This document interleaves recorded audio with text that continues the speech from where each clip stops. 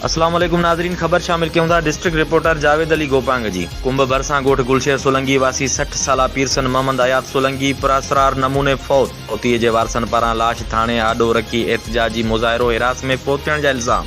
कुंभ लॻ गोठ गुलशेर सोलंकी वासी 60 साला पीरसन मोहम्मद हयात सोलंकी जे पुरअसरार नमूने फौत थी वियो। फौतीअ जे वारसनि ममता सोलंकी, मोहम्मद नवाज़ सोलंकी, अली मुराद सोलंकी, मिसमात शमा सोलंकी ऐं ॿियनि कुंभ थाणे आॾो लाश रखी एहतजाजी मुज़ाहिरो कंदे इल्ज़ाम हणंदे चयो त बिरादरी जा बाअसर वॾेरे गुलाम रसूल सोलंकीअ सां प्लाट ते मामिलो हलंदड़ हुयो। बाअसर गुलाम रसूल सोलंकी बिलावल जमील अमन सोलंकी ऐं ॿियनि घर ते हमिलो कयो, हवाई फायरिंग कई, जंहिं सबबि असांजो पीरसन मोहम्मद हयात सोलंकी हिरास में फौत थी वियो। हिननि चयो त पुलिस असांजी कान थी मदद करे, जवाबदारनि खिलाफ़ केस दाख़िल करे खेनि गिरफ़्तार करे एसी ताईं लाश न खणंदासीं जेसि ताईं जवाब गिरफ़्तार न कया वेंदा।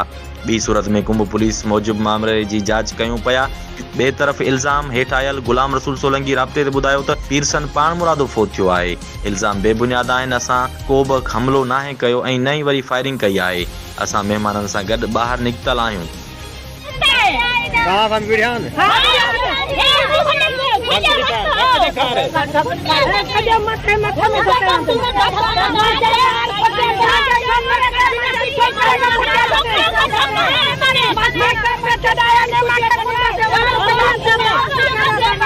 भला पुलिस क्या पे करे? पुलिस गुलाम रसूल का बदला गुलाम रसूल का मारेदार बाण बदला गुलाम रसूल का मारती है।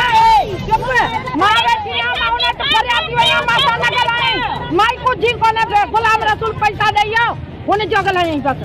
पैसा वाटी जो काम ना केस न पे। हां ना तो दाखिल करे। जो केस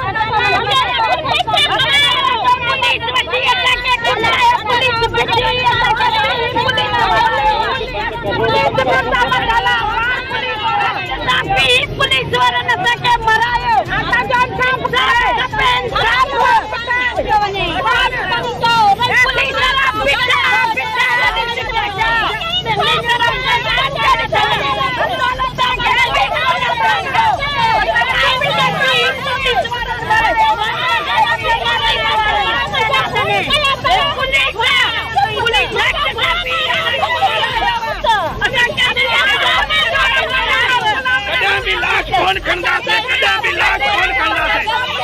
पिटा गुलाम रसूल जो वडेरा मानू गिरफ्तार न थींदा, पांजो पान तक घासले डाले पांजो जलाए छॾींदा गुलाम रसूल ज़्यादती कई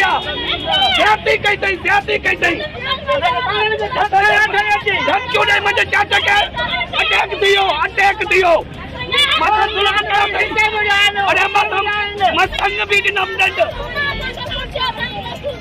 तो उनजो प्लाट जो चक्कर है, ठीक है ना। उनजो प्लाट के 3 साल उनते फरियाद कई वो चरू वडेरो गुलाम रसूल सोलंकी जो गुलशेर सोलंकी जो मसले सुबह जो हथियार बंद खणी